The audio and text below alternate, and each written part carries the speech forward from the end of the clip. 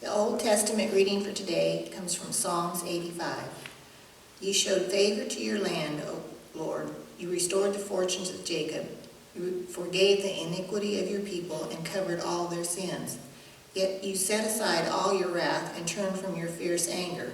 Restore us again, O God, our Savior, and put away your displeasure toward us. Will you be angry with us forever? Will you prolong your anger through all generations? Will you not revive us again, that your people may rejoice in you?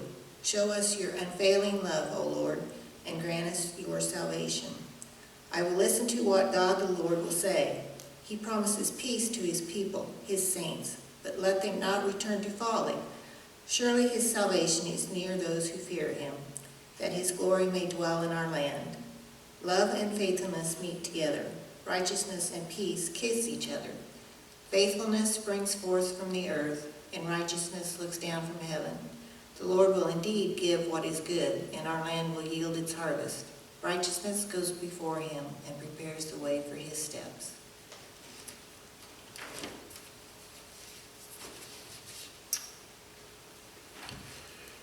Reading from the New Testament this morning comes from James 1:16 through 27. Don't be deceived, my dear brothers. Every good and perfect gift is from above, coming down from the Father of the heavenly lights, who does not change like shifting shadows. He chose to give us birth through the word of truth, that we might be a kind of first fruits of all he created. My dear brothers, take note of this. Everyone should be quick to listen, slow to speak, and slow to become angry.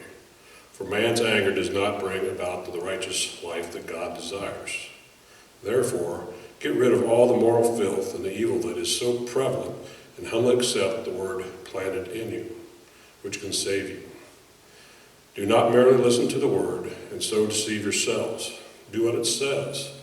Anyone who listens to a word but does not do what it says is like a man who looks at his face in a mirror and, after looking at himself, goes away and immediately forgets what he looks like.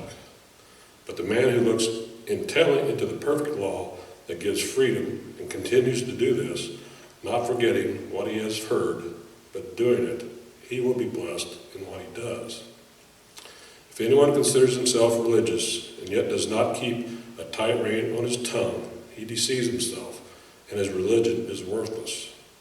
Religion that God, our Father, accepts as pure and faultless is this: to look after orphans and widows in their distress, and to keep oneself from being polluted by the world.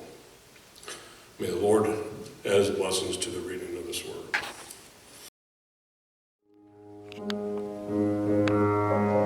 Before we start this session, we'd love to stop and ponder the Psalms 46, 8 through 11, speaking of God's goodness.